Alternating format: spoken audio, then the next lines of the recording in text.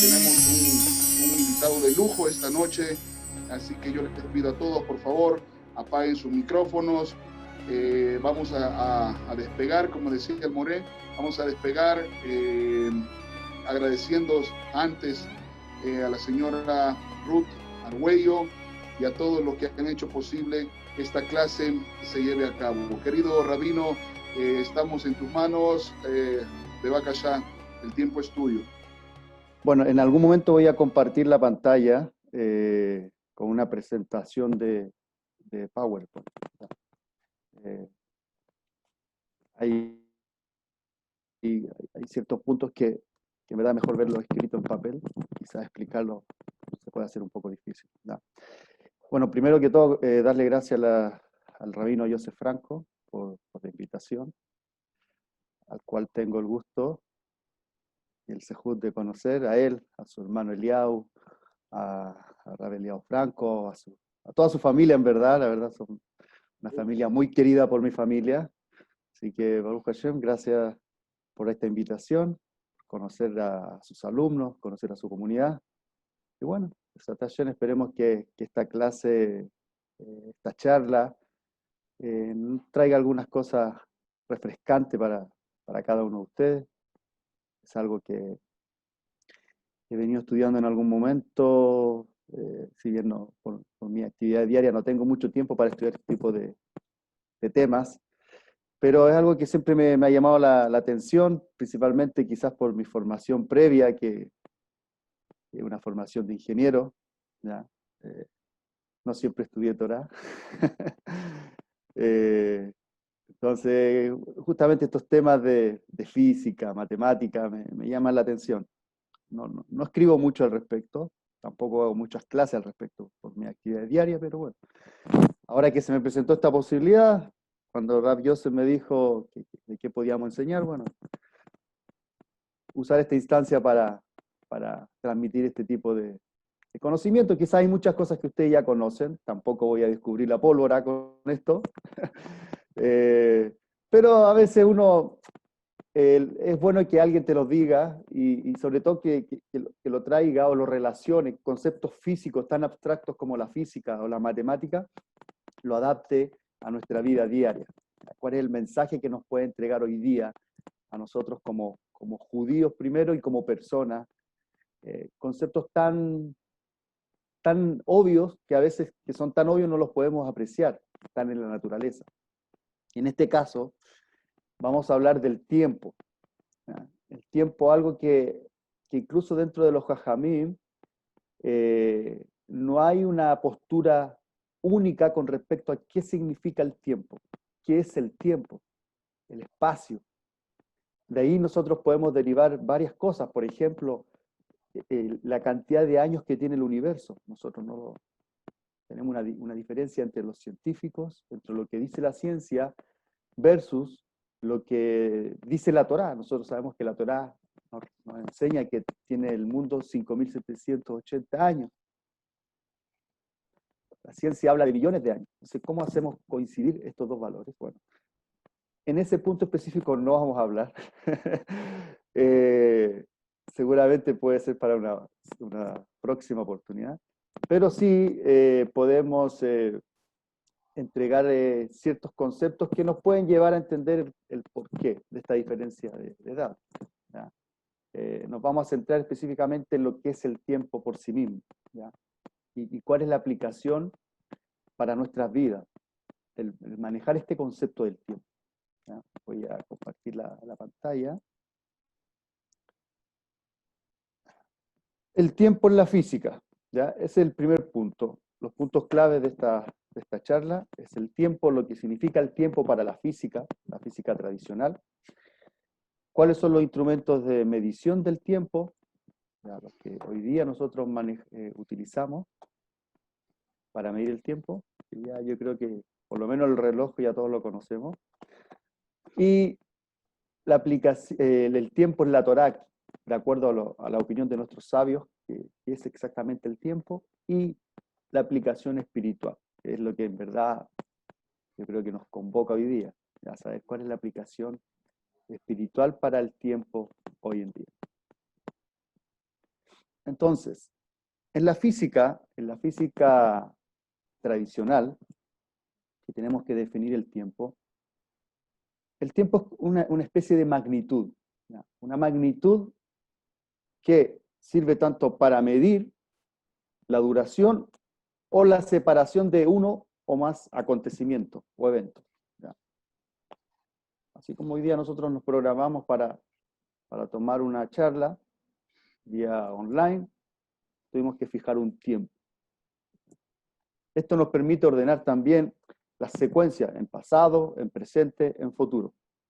Esa es la posibilidad que nos entrega el tiempo hoy en día. Ahora, en física se representa el tiempo con la variable t. ¿Majón? El tiempo es la variable t. Ahora, ¿cuál es su unidad de medida? El segundo. Esa es de acuerdo al sistema internacional, la unidad de medida del segundo, aunque uno hoy día lo puede medir en horas también, ¿ya? Lo podemos medir en días, años, semanas, años, décadas, siglos, ¿ya? Pero digamos que la unidad mínima o la unidad básica es el segundo. Ahora, eventualmente el tiempo se podría pensar como la duración de las cosas que están sujetas al cambio. Ahora, dentro de las consideraciones que nosotros tenemos que tomar en cuenta, las consideraciones físicas con respecto al tiempo, es que combinada con otras variables, ¿ya? nos puede entregar mucho más información, como por ejemplo si la comparamos para obtener la velocidad, la distancia, la aceleración de un cuerpo. O sea, si se fijan, el tiempo es requerido para muchas fórmulas matemáticas o fórmulas físicas. Por ejemplo, si queremos obtener la velocidad, un segundo a cambiar la diapositiva. Si queremos obtener la velocidad es la distancia partido por el tiempo, ¿cierto? Por ejemplo, si tenemos una distancia de 5 kilómetros, el tiempo de 2 horas serían, o sea, la distancia de 10 kilómetros, el tiempo de 2 horas serían 5 kilómetros por hora la velocidad, ¿cierto? Esa sería la fórmula.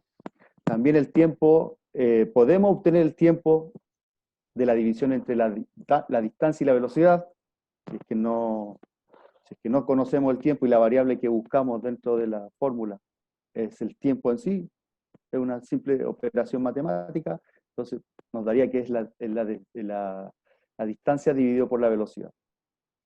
Y también podemos obtener otra magnitud física como es la aceleración, ¿ya?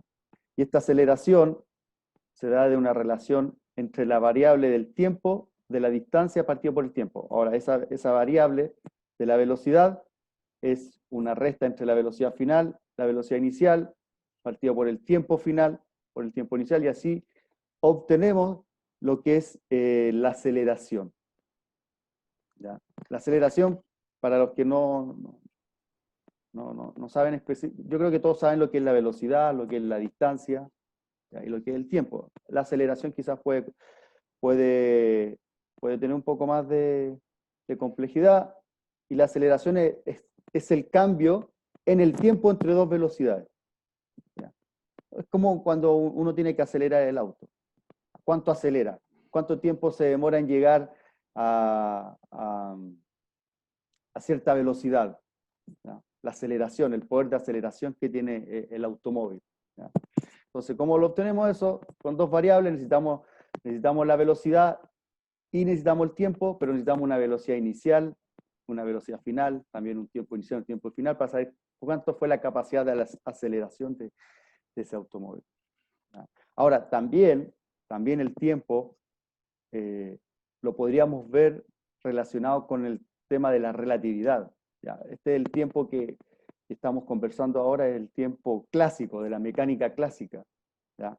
Pero de acuerdo a la mecánica relativista de Albert Einstein, el tiempo en verdad es objeto de otro estudio. ¿Por qué? Porque todo lo que es el concepto de espacio-tiempo está muy relacionado también con la luz, ¿ya? Con la velocidad de la luz, entonces el tiempo es diferente, ¿ya? Digamos que es relativo. Aquí estamos entregando una velocidad, un tiempo que es absoluto, es un concepto de la física versus el concepto de la física que nos presenta Albert Einstein, ¿ya? Que es más relativista. Que en verdad cómo el mundo funciona hoy en día, y al final lo vamos a entender por qué, ¿verdad? Si bien hoy no vamos a estudiar, tampoco se trata de que esto sea una clase de física, pero estoy citando algunos conceptos que son necesarios para poder desarrollar lo que queremos desarrollar, ya, la aplicación espiritual. O sea, consideren la velocidad, el tiempo y la distancia y la aceleración. Estos 4 conceptos los vamos a aplicar Besat Hashem al final. Y les nombro que existe el concepto de la relatividad, ya, que eso viene a cambiar muchos paradigmas, o los cambió en verdad, ya los cambió con respecto a estos conceptos, ¿ya? Ahora, como ya dije, el tiempo se puede medir con diferentes instrumentos. Estos instrumentos principalmente son 2. ¿Ya? Como ustedes lo pueden ver, lo están viendo en la diapositiva, ¿cierto? Uno ya lo conocen seguro, el otro no. El primero vamos a hablar del más difícil, que es el reloj atómico. La verdad que incluso para mí es un poco difícil de comprender cómo funciona realmente, pero tienen que saber que hay un reloj atómico, ¿ya? Que utiliza la frecuencia de resonancia atómica para poder determinar el tiempo. Ahora, ¿cuál es la gracia de este reloj? Sin contar que es excesivamente costoso, pero la gracia de este reloj es que su precisión es tan elevada que admite únicamente, tomen atención, un error de 1 segundo, o sea, se equivoca en 1 segundo, se puede desfasar en 1 segundo, en 30 millones de años. O sea, pasan 30 millones de años y el reloj se puede desfasar máximo 1 segundo. Ese es su nivel de precisión. Los científicos están trabajando para hacerlo más preciso todavía. O sea, quieren llegar a 50 millones de años y que haya recién un desfase de 1 segundo. Ese es el nivel de precisión del reloj atómico. Obviamente ninguno de nosotros anda con un reloj atómico en el bolsillo. ¿Por qué? Porque son bastante costosos, ¿ya? y no sé si sea necesario. No habría excusa para llegar tarde. Uno le echa la culpa al reloj. No sería bueno tampoco tener un reloj de ese tipo. Ahora, con respecto al reloj convencional, es el que nosotros conocemos. ¿Ya? Marca los minutos, las horas, los segundos, y lo mide siempre en relación, o se programa el reloj en relación al tiempo astronómico, en relación al tiempo de rotación de la Tierra a través del Sol, ¿ya? Y a través de, como el calendario, a través de la Luna, en el caso del calendario hebreo, Luna-Sol, calendario solar, ¿ya? Entonces, de acuerdo a la rotación de la Tierra, nosotros podemos ir calculando, entonces así como en el verano adelantamos el reloj, en el invierno lo atrasamos, y así vamos modificando a nuestra conveniencia el tiempo. ¿Ya? O sea, si se fijan, directamente ustedes ya pueden estar notando que el tiempo, a simple vista, es producto de algo. O sea, pareciera que el tiempo va a depender, como les dije recién, en el verano alargamos el día, en el invierno lo acortamos, cambiamos el reloj arbitrariamente, adelantamos el palito de la hora, 1 hora, lo retrocedemos otra hora. O sea, pareciera que el tiempo es manipulable, ¿ya? O arbitrariamente nosotros decimos qué es lo que es el tiempo. Incluso marcamos cuál es el tiempo real. Así como en un momento se creó el calendario gregoriano, arbitrariamente estamos en el año 2020, así como está el calendario chino, creo que existía el calendario maya, ¿ya? Arbitrariamente como que nosotros vamos cambiando el tiempo, ¿ya? pareciera. Ahora, ¿eso es realmente así?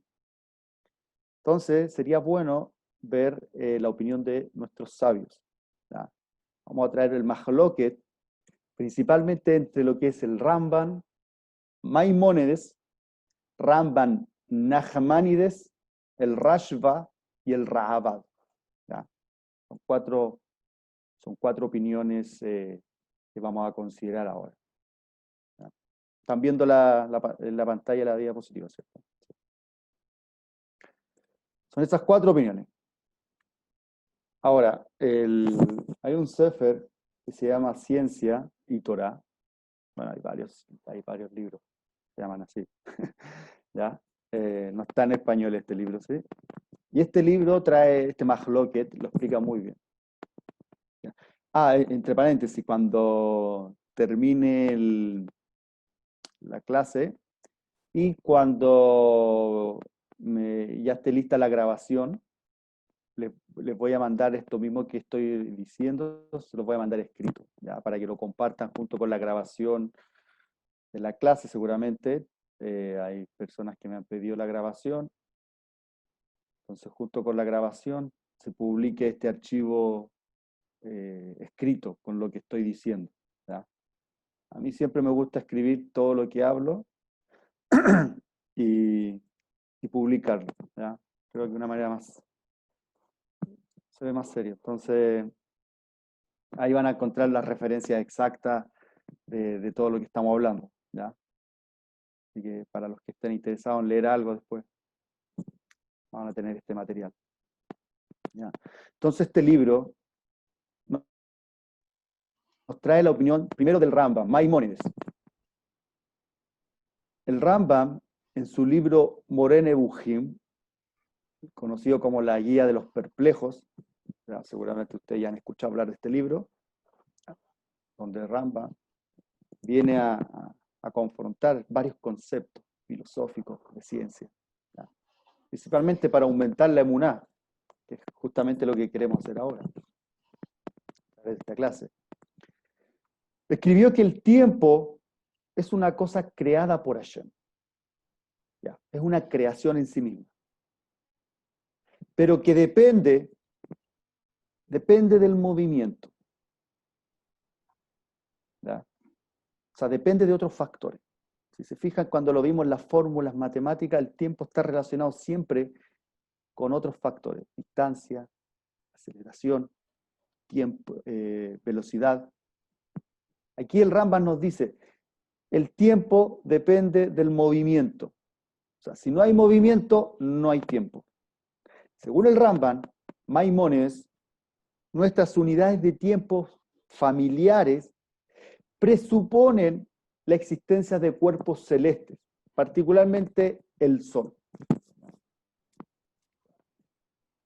Hoy día, como conocemos el tiempo, lo que está diciendo Rambam, Maimónides, hace 1000 años atrás, ellos ya consideraban al Sol como parte fundamental para poder considerar lo que es el tiempo.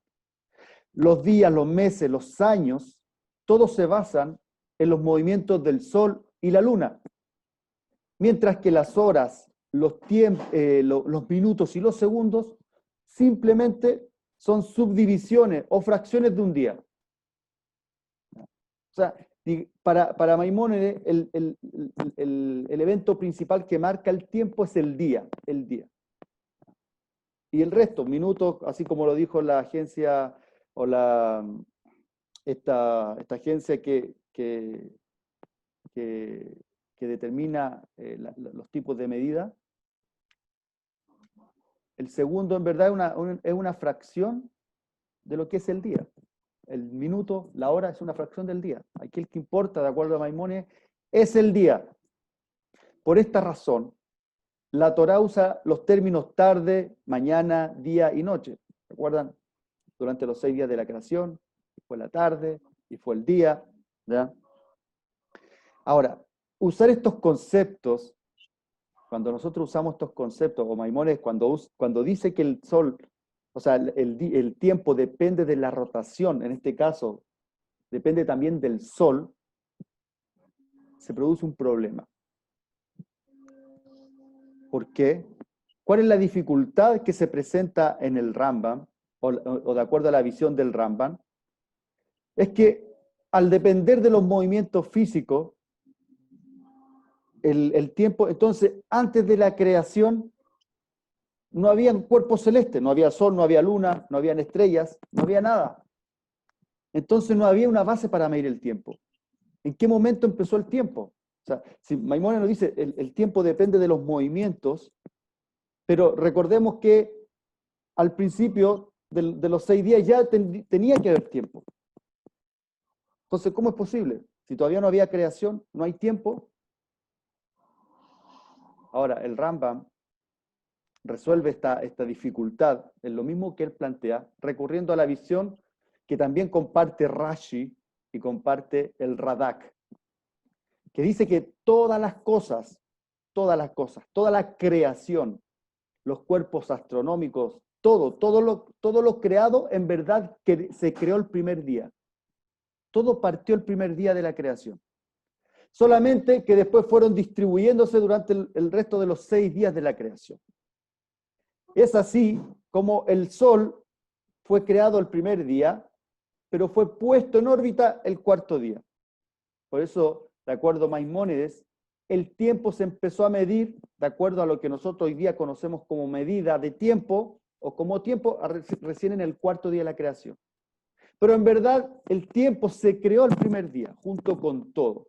Ya se había creado el sol, se había creado la luna, entonces el tiempo ya podría ser. Entonces, en esos primeros 4 días podría haber una diferencia al momento de medir el tiempo, y podría traer como consecuencia las diferencias que hoy día tenemos con los científicos. ¿Ya? Pero no vamos a andar en ese punto específico. ¿Ya? Como dije, eso es tema para otra charla. Eso con respecto a Maimónides. Entonces, de acuerdo a Maimónides, principalmente lo que hay que saber es que el tiempo depende del movimiento. No hay movimiento, no hay tiempo. ¿Ya? El tiempo se congela, el tiempo no avanza. Ahora, con respecto a Nachmanides, el Rambam, él trae una opinión alternativa. Esta visión de Nachmanides también es seguida o compartida en gran medida por el Rashba y por Rabenu Bejaye, que eran 2 de sus talmidim. Ahora, antes de explicar lo que es la opinión de Nachmanides, hay que entender, y él nos dice que el tiempo está dividido en 6 etapas. El tiempo. El primer periodo de tiempo que existe es el periodo antes de la creación. Antes de la creación, ¿qué había? Solo Hashem. Antes de la creación, antes de que cualquier cosa se creara, solamente existía Hashem. ¿Cierto? ¿Estamos todos de acuerdo? Por eso estamos aquí sentados. Creemos que existía Hashem. ¿Cierto? Ahora, después de esto, cuando solamente existía Hashem, hubo un periodo en que lo primero que se creó, o lo primero que Hashem creó antes de crear cualquier cosa que tenía que ver con el mundo, creó la Torá. ¿Ya? Yo creo que eso también, hace poco pasó Shavuot, lo estudiamos, Hashem creó la Torá. Incluso en la Gemara hay una discusión, y se plantea que en verdad la Torá incluso se entregó antes de lo que tenía que haberse entregado. Por lo tanto, la Torá fue lo que precedió al resto de la creación. Ese es un momento importante. Después vienen los 6 días de la creación. Después de que se creó la Torá, Hashem creó el mundo. ¿Ya? Los 6 días de la creación, más el Shabbat, ese fue otro periodo. Y ahí van 3 periodos de creación, o 3 periodos de la creación total. Después de eso, tenemos un evento muy grande, que es el periodo del diluvio, el Mabul. Este periodo del Mabul, donde el tiempo se vio afectado, ¿ya?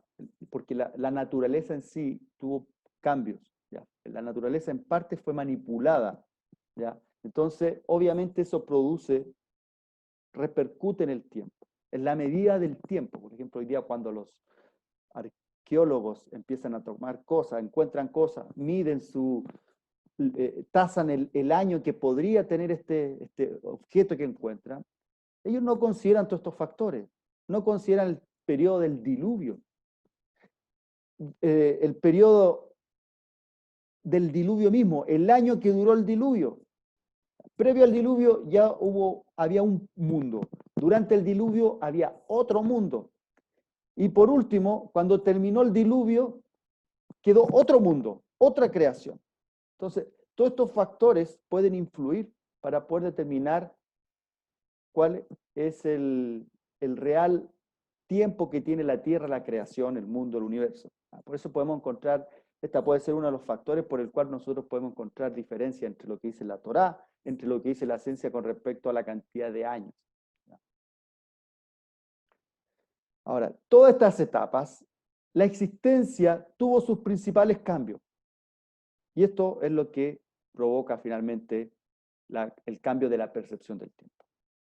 Ahora, de acuerdo a lo que dice Nachmanides,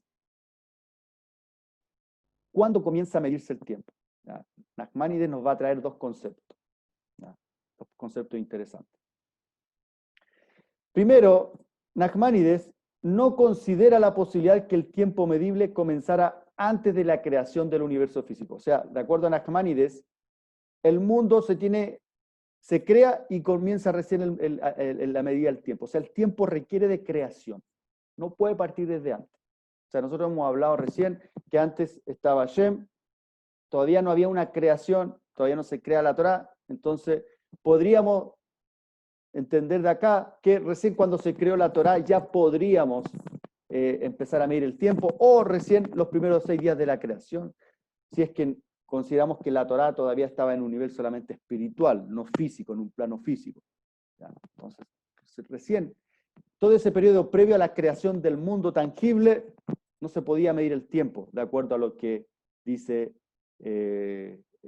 Nachmanides. Ahora, a diferencia de lo que dice Maimónides, el tiempo también no depende del movimiento. O sea, coincide con Maimónides en que sí tiene que haber creación para medir el tiempo, pero no depende específicamente del movimiento de la Tierra alrededor del Sol, ni de las estrellas, ni de nada. Son eventos diferentes, ¿ya? Independientes. Nachmanides señala que independientemente de lo que se haya representado los primeros 6 días de la creación, estos sí fueron días reales, tal como los conocemos hoy día, con una noche, con una mañana, ¿ya? Fueron días normales, de 24 horas. Pero la pregunta que nosotros tenemos que hacernos es exactamente, de acuerdo a Nachmanides, con respecto a qué se midió. ¿Contra qué se midió el tiempo? Porque el tiempo tenemos que medirlo con algo, como lo vimos recién en la fórmula matemática. Para obtener el tiempo tenemos que usar otros factores. Tenemos que usar el valor, por ejemplo, de la distancia, de la aceleración o la velocidad para obtener el tiempo. Entonces, de acuerdo a Nachmanides, ¿cómo obtenemos el tiempo? Primero, de acuerdo a él, el tiempo lo podríamos obtener con respecto a la luz. Ahora, la dificultad con la primera propuesta, como reconoció Nachmanides, es que la creación de la luz parece haber sido precedida por la noche, tal como lo dice el Pasuk. Recordemos que el Pasuk de la Torá dice primero la noche y después el día. Entonces, ¿cómo es posible que el tiempo partiera con la luz si primero hubo noche? Aquí hay una contradicción, hay una dificultad. La primera opción que nos da Nachmanides es que el tiempo parte con la luz, pero resulta que lo primero que hubo fue noche.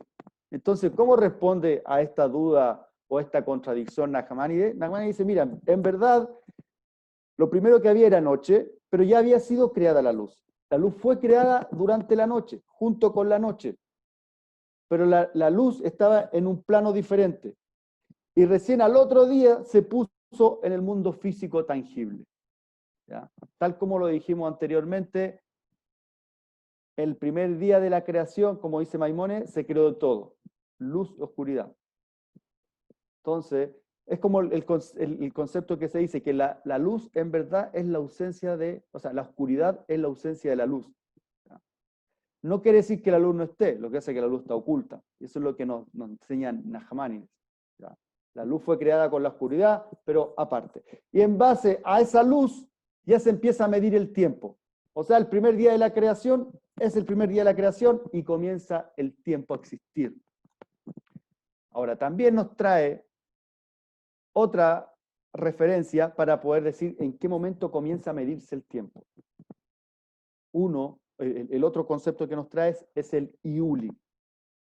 Según el Rambam, y también están de acuerdo su alumno el Rashba y Rabbeinu Behaye, después de un periodo inicial, donde el tiempo no sabemos si es medible o no, en donde solo la Torá existía, recordemos, Hashem primero creó la Torá, en ese tiempo no sabemos si es medible o no, de acuerdo a lo que dice Nachmanide, parte solamente con el primer día de la creación. Hashem creó una sustancia primordial en el universo, fue lo primero que creó. Aquí está muy relacionado con lo que dicen los científicos hoy en día. Y esta sustancia es conocida como Tou. Esta sustancia Tou es la primera sustancia que Hashem creó. Ahora, este concepto Tou también se conoce como Iuli, pero Iuli es un concepto más griego, más filosófico. ¿Ya? Ahora, los Rishonim tomaron prestado este concepto, Iuli, a pesar de que en la Torá dice Tou, pero es lo mismo. Ahora, el Iuli que nos presentan los filósofos griegos, del que habla Aristóteles, tiene una diferencia con el Tou de la Torá. Por ejemplo, para Aristóteles, este concepto Iuli simplemente es un sustrato de las cosas materiales, pero nunca se puede encontrar independiente de la forma. Por el contrario, cuando hablamos de Tou de la Torá, dice que primero se creó el Tou y solo después de ser creado se le impuso una forma. O sea, se creó la sustancia. Una vez que se creó la sustancia, esta empezó a agarrar forma después y se le empezó a dar forma. En cierta manera, es muy parecido a lo que se conoce como el Big Bang. O sea, se creó algo, una sustancia, se creó un ente, y después a ese ente se le empezó a dar forma, y se creó todo lo que conocemos hoy día.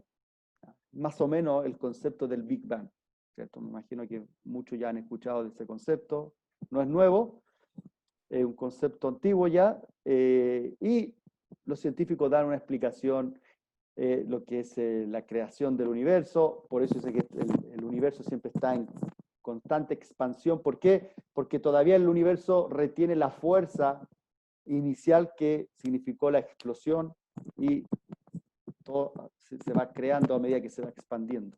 ¿Ya? Eso no está del todo de acuerdo con la Torá, pero tampoco va en contra de lo que hasta ahora hemos estudiado y lo que la Torá en cierta manera nos representa. ¿Ya? El tiempo va hacia adelante. A partir de eso, entonces las sustancias y entidades particulares iniciales, o sea, todo lo que se fue creando a partir de este Tou o de este Iuli, ahora ya ninguna de esas cosas fue creada de la nada. Como puedo decir, Yesh Me'ayin. Yesh Me'ayin significa que algo fue creado de la nada, espontáneamente fue creado. No había nada y se creó. No.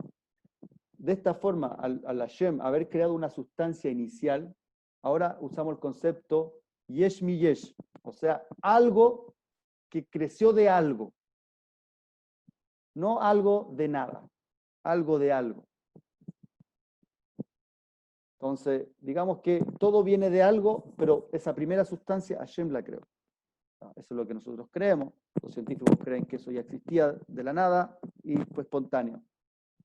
Ahora, por lo tanto, cuando nosotros consideramos este concepto de Tou o de Iuli, queda claro que los criterios actuales que hoy día nosotros tenemos para medir el tiempo y los que se han utilizado desde la creación del mundo, desde Adán para adelante, dicta mucho de lo que en verdad fue en sus inicios. Entonces, por eso, para nosotros hoy día es muy difícil saber exactamente cuál es la edad, o por lo menos para los científicos, para ellos es muy difícil calcular la edad del universo porque ellos no consideran ninguno de estos factores. ¿Ya? Ellos solamente consideran las evidencias que tienen de acuerdo a los instrumentos que tienen. Pero los instrumentos no están adaptados para considerar estos factores, como ya dijimos, otros factores también como el tema del Mabul, del diluvio, lo que pasó previo, durante y post diluvio, que eso cambió completamente. Nosotros sabemos que los Jajamín nos dicen, la Torá nos dice que los cambios de estación fueron producto del diluvio. Antes del diluvio todo era parejo, no había verano, invierno, otoño, primavera, todo el clima era similar. Recién el cambio de clima comienza con el diluvio. Eso trae consigo las enfermedades, los resfríos, las enfermedades de estación, el cambio en la separación de los continentes. Todo eso fue provocado por el diluvio. Entonces los científicos no consideran nada de eso. Por eso ya tenemos un error ya tenemos un error en la medida del tiempo. Como les dije, eso también se puede estudiar en más detalle en otro momento. Ahora, la otra explicación que nos trae, o que traigo acá, es la explicación del Rashba. El Rashba entiende la creación del tiempo de una manera similar a Nachmanides, y como el periodo del Iuli es inmedible, de acuerdo a los sistemas que hoy día contamos con el tiempo, en verdad no tiene sentido tratar de estudiar este tema. O sea, para el Rashba es complicado. ¿Ya? ¿Por qué? Porque el Lui inmediatamente nos puede provocar errores en las medidas actuales, y lo mismo dice el Rabat, la otra opinión, dice que el tiempo no es medible de ninguna manera como nosotros estamos familiarizados, en cierta manera, eso lo vamos a saber en algún momento, ¿ya? Hashem nos irá a revelar exactamente cómo es el concepto del tiempo. Toda esta introducción de lo que es el tiempo de acuerdo a la ciencia, o cómo lo podemos representar en la ciencia, como nos traen los 4 Rishonim que hemos citado, Ramban, Rashba y Raavad, es para llegar a este momento, ¿ya? Que es la aplicación espiritual de lo que es el tiempo. El rabino Alexander Poltarak escribió que el primer verso de la Torá es clave para entender este concepto. ¿Cómo dice el verso? Dice, Bereshit bara Elohim et Hashamaim ve et Haaretz. Bereshit, en el principio, en el comienzo de todo, bara, Hashem usó el verbo bara, creó en pasado. ¿Qué creó Hashem? Los cielos y la tierra. Aquí está todo. En la palabra Bereshit, nosotros automáticamente lo podemos relacionar con el inicio, el principio, es decir, el tiempo medible. El tiempo parte en Bereshit. En el principio, Bereshit, parte la Torá. Hablando de la creación, comienza la creación, parte el tiempo. ¿Ya? Cuando queremos ubicar el espacio, la distancia, obviamente la distancia, el valor de la distancia está implícitamente en el espacio, lo obtenemos de la palabra Shamaim, cielo. ¿Ya? Está el espacio, la distancia. Y en el concepto Aretz, la tierra, tenemos la materia. Hasta ahora la materia no la hemos estudiado. ¿Ya? Recién entra la materia en la fórmula. Ahora,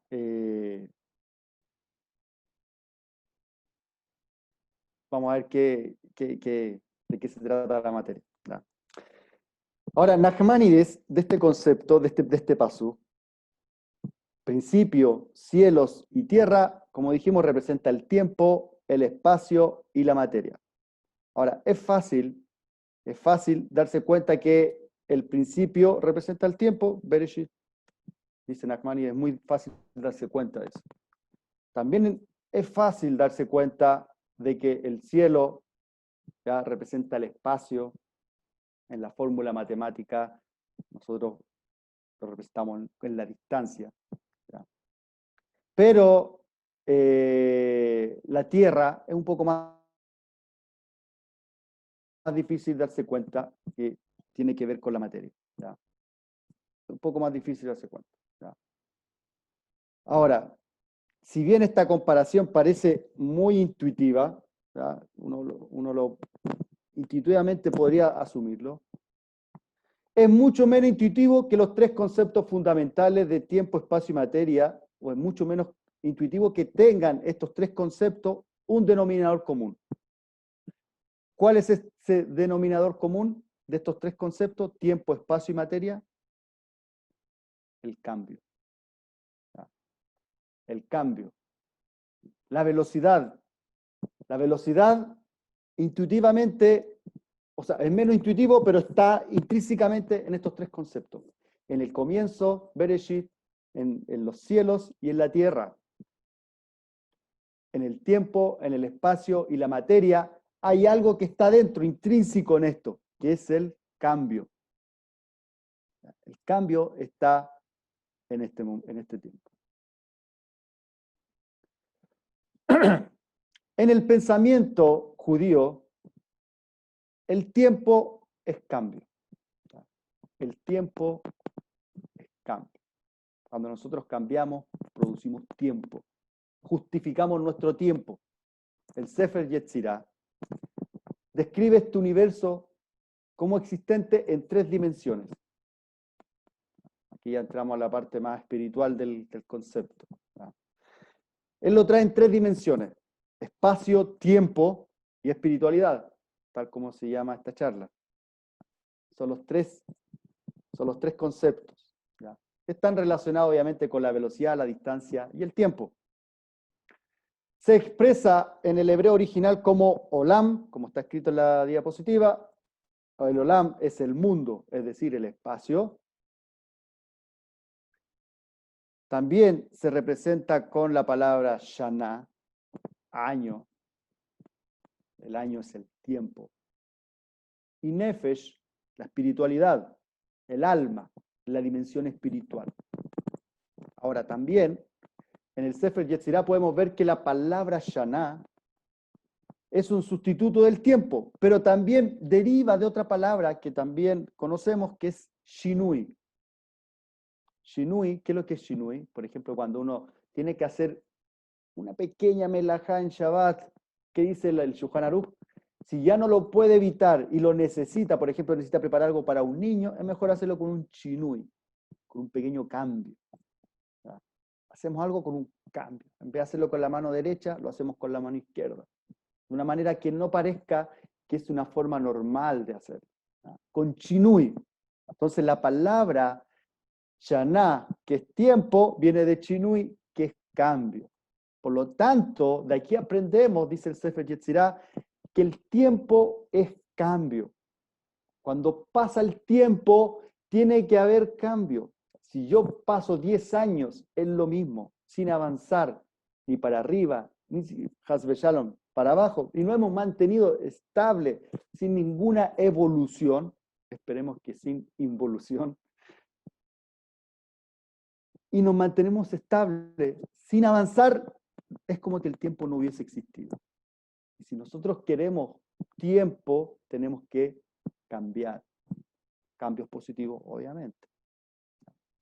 Es como en el caso de un hoyo negro. ¿Ya? Han escuchado hablar de los hoyos negros, agujeros negros, donde todos los conceptos de espacio, tiempo, todo se van a cero.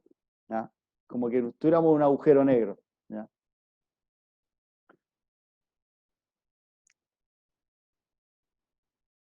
Ahora, con respecto, si el tiempo es cambio, ¿qué es el espacio? ¿Ya? Dijimos que el tiempo es cambio. Ahora, ¿qué pasa con el espacio? El espacio es en realidad lo opuesto al tiempo. Acabamos de decir en el Sefer Yetzirah que el cambio está implícito en estos tres conceptos. ¿Ya? Primero, el cambio es sí el tiempo. Ahora, el espacio es la falta de tiempo, es lo opuesto al tiempo, o sea, es la falta de cambio. Es lo contrario. ¿Por qué? Porque es el fondo estático contra el cual se desarrollan todas las dinámicas físicas. Todo lo que ocurre en la vida ocurre en un espacio. Es el que alberga todo este tiempo y todo este cambio. ¿Pero qué hay de la materia? hablaba del tiempo, ¿ya? Del espacio, pero ¿qué pasa con la materia? La materia, en todas sus formas, tiene una característica común. La materia, para que haya algo, tiene que haber masa. ¿Ah? La materia está relacionada con la masa. Ahora, no estamos hablando aquí de la masa gravitacional o de la fuerza de gravedad. ¿Ya? No estamos hablando de cuántos kilos pesa alguien. ¿Ya? No estamos hablando del peso de la persona. ¿Ya? Estamos hablando, en este caso, de la masa inicial, de la masa inercial, tal como aparece en la segunda ley de Newton. Ahora, esta ley de Newton fue dada por la siguiente fórmula, que es la fórmula ya de la fuerza, como los tienen aquí en la pantalla. La fuerza es la masa por la aceleración, ¿ya? Donde la masa vendría siendo la materia, ¿ya? Por la aceleración. En esta fórmula nosotros encontramos esta materia, ¿ya? Cuanto mayor es la masa, mientras la masa es más grande, menor se hace la aceleración. Lo que significa que la relación de velocidad y tiempo es menor también. Por lo tanto, la masa es la medida de la resistencia de un cuerpo a cambiar de movimiento. En resumen, la masa es la resistencia al cambio.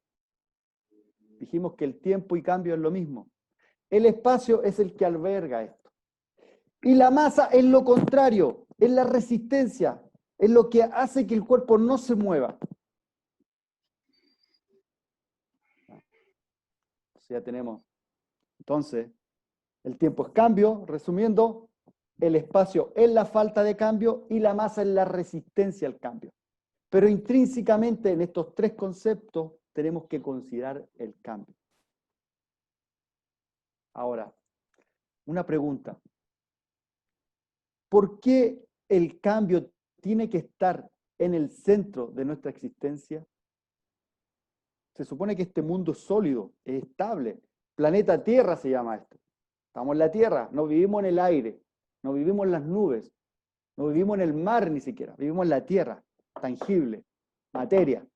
Entonces, ¿por qué el cambio sí tiene que ser importante? ¿Por qué estamos estudiando el concepto del cambio, del tiempo ahora? ¿Por qué es tan importante? La respuesta es porque este mundo fue creado de la nada. Antes de la creación no había nada. Hashem, pues la Torá, recién comienza el mundo físico. Por lo tanto, debido a que el proceso de creación comenzó, ¿ya? Y de esa manera comenzó el tiempo, la fuerza creadora divina precede el tiempo. Por lo tanto, por así decirlo, nosotros existimos en el tiempo. O sea, nuestra existencia es parte del tiempo. Y el tiempo es cambio. O sea, en nuestra existencia intrínsecamente está el cambio, está la evolución. ¿Han escuchado hablar cuando se dice que nosotros también somos parte de la creación a nivel de creador? Nosotros también somos socios con Hashem en la creación. ¿Por qué? Porque el mundo no para de crearse. La creación no paró los 6 días o el 7º día de la creación. La creación continúa.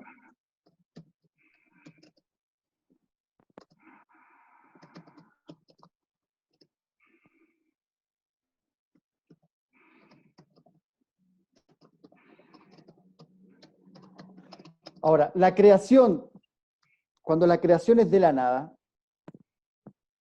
o cuando partió la creación de la nada misma, este es el primer cambio de la nada a algo. Y el cambio que precedió al tiempo, y nada significa no solo no importa, sino también significa que no hay espacio ni tiempo. Por lo tanto, para nosotros, la creación es un proceso continuo y eterno. El Sefer Hasidut Amebuar, en el Helek, que habla de Alajot de Shabbat, o que habla de Shabbat, escribe que hasta el día de hoy la creación sigue avanzando. No se ha detenido ni siquiera por un instante. Incluso en Shabbat, el proceso de la creación continúa, ya que si no fuera así, si la creación se detuviera incluso el más mínimo de los instantes, el más ínfimo de los segundos, el mundo volvería a cero.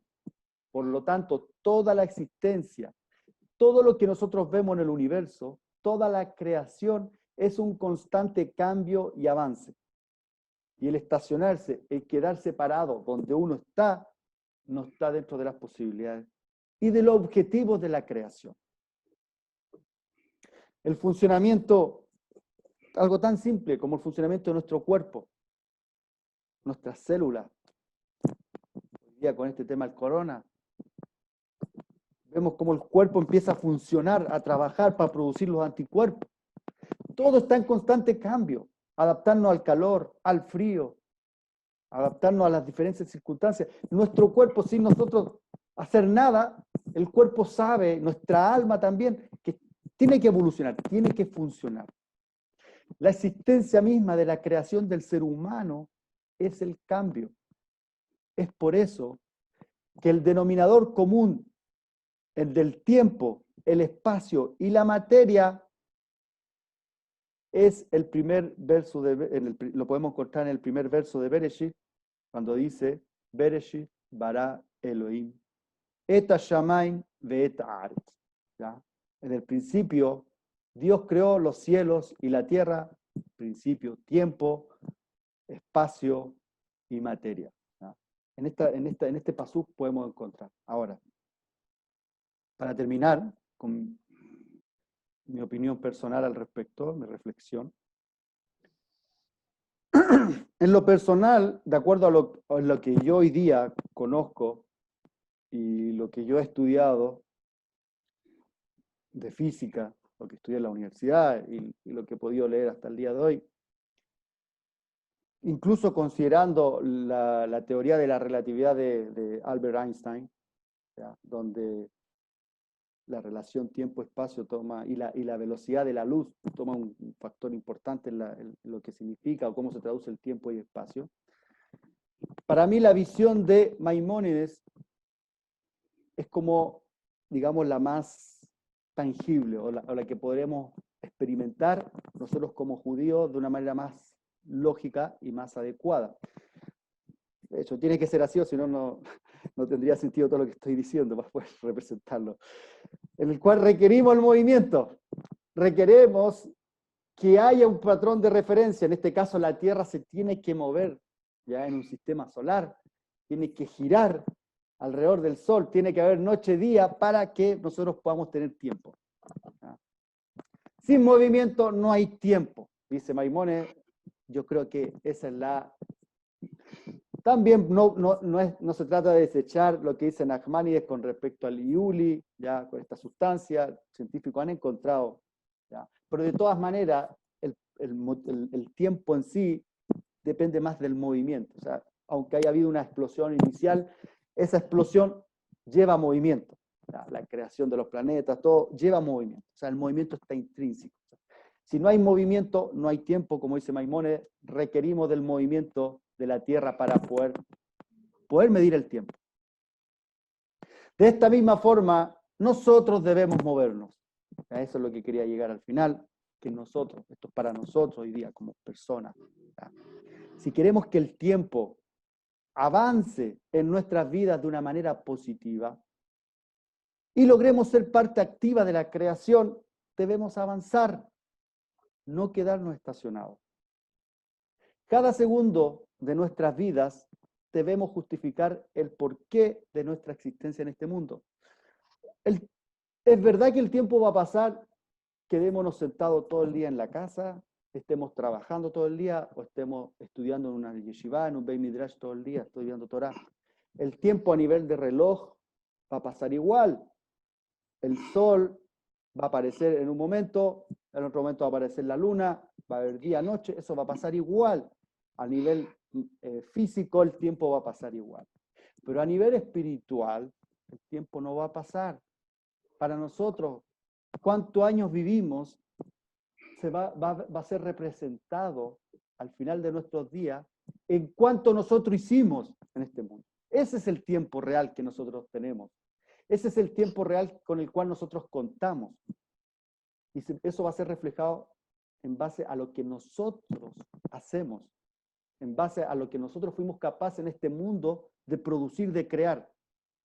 Tal como vimos en la fórmula de la masa, si aumentamos la velocidad, y en este caso la velocidad de nuestras acciones, veremos una mayor evolución y crecimiento. Ahora, esto no se trata de hacer las cosas de una manera alocada, ni actuar por el instinto, con tal de moverme. El Rav Naftali dijo que había que moverse, así que voy a estar todo el día corriendo, caminando. No se trata de llegar a ese nivel, ¿ya?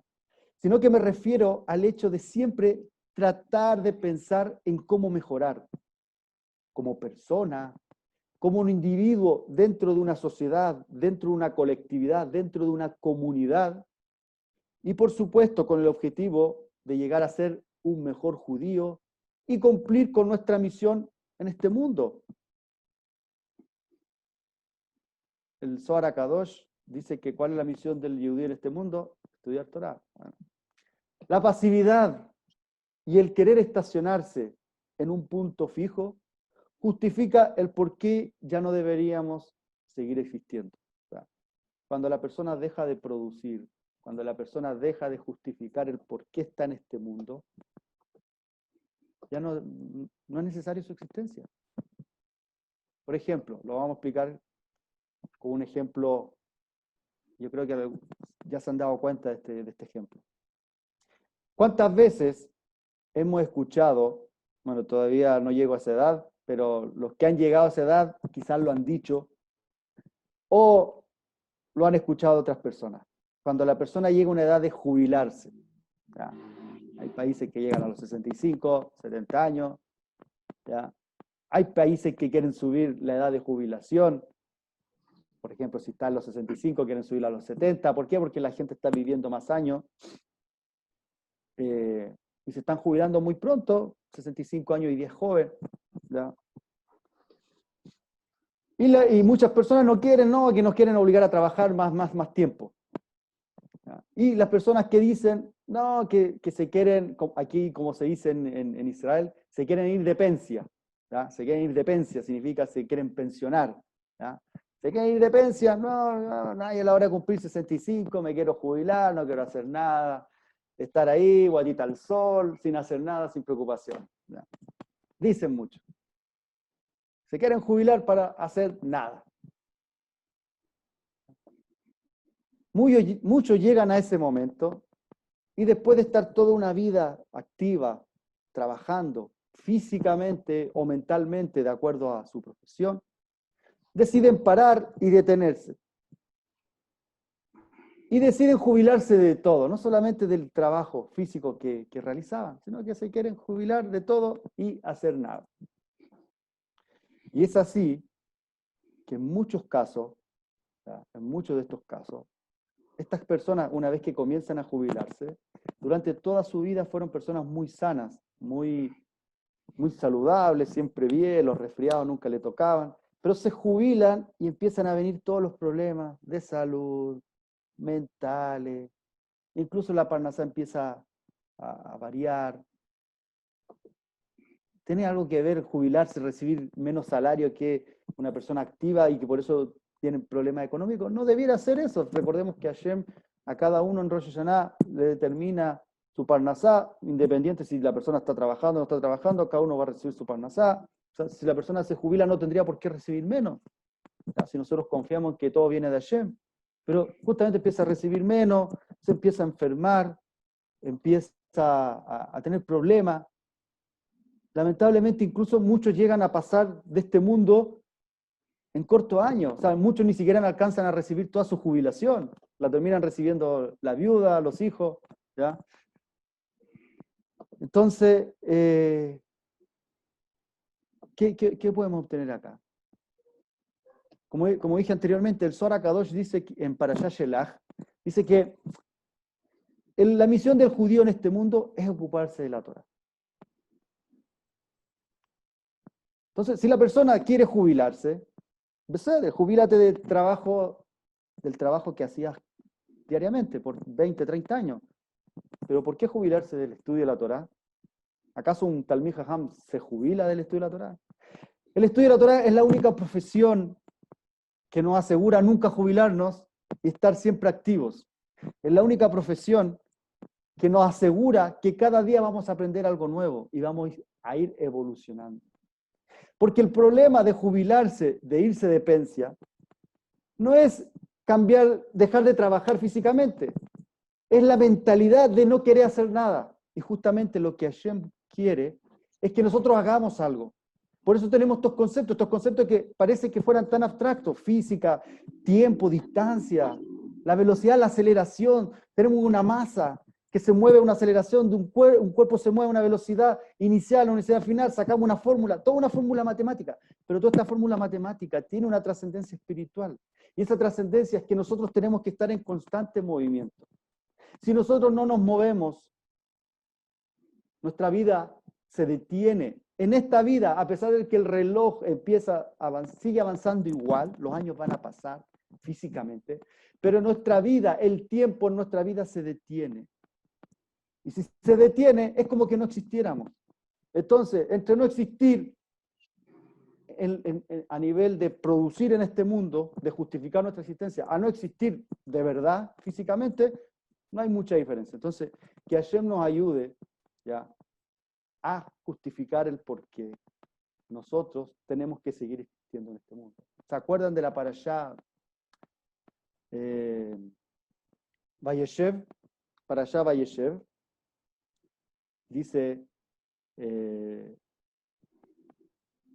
Jacob, nosotros conocemos la historia de Jacob, toda una vida de sacrificio, de esfuerzo, escapando de su hermano, después de su suegro, lo estafaban, pero siempre ahí, estudiando Torah. Dice que estuvo estudiando muchos años Torah antes de irse a trabajar con su suegro, antes de casarse, siempre una vida muy activa. Pero dice que en un momento, Vayeshev, él decide sentarse. De cierta manera, como que dijo: me quiero ir de pensia. ¿Ya? Me ha tocado pasar por todo, he trabajado mucho, ya tengo mucha fortuna, me quiero sentar. En el momento en que decidió sentarse, le vino la peor de todas las pruebas que él le tocó sobrellevar en su vida, que justamente fue la pérdida de Yosef. O sea, lo peor que puede cometer un ser humano es sentarse y esperar que el tiempo pase. Gente que dice: no, es que hay que matar el tiempo.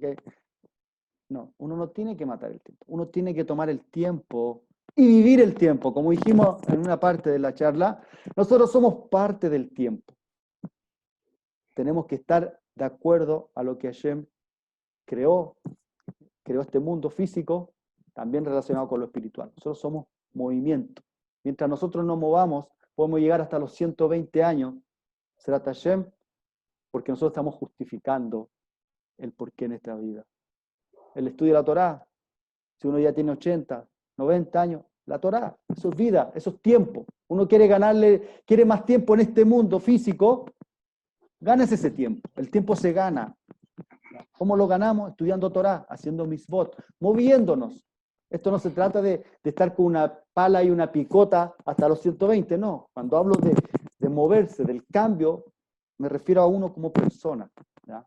Que Hashem nos ayude, que nos dé esa fuerza, nos dé ese ímpetu para poder seguir avanzando. Y bueno, Besrat Hashem, este mismo concepto del tiempo lo podríamos ampliar a otro momento, ¿ya? Para calcular el tema de la edad universo. Bueno, hay mucho más que podríamos estudiar al respecto. Así que bueno, muchas gracias por escuchar. Espero no haberlos aburrido.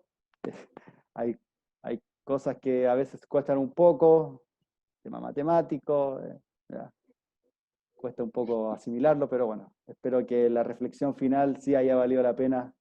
¿Ya?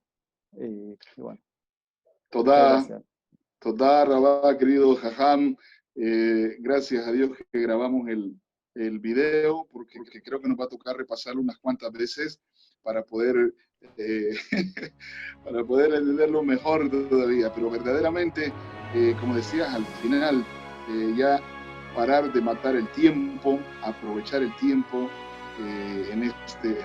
decía mi hermano Eliahu, lo traigo a cuenta, en la conferencia pasada, decía, cuando estemos en el Lanjabá, vamos a decir, ¿y por qué no estudié más? ¿Y por qué no hice más mis votos?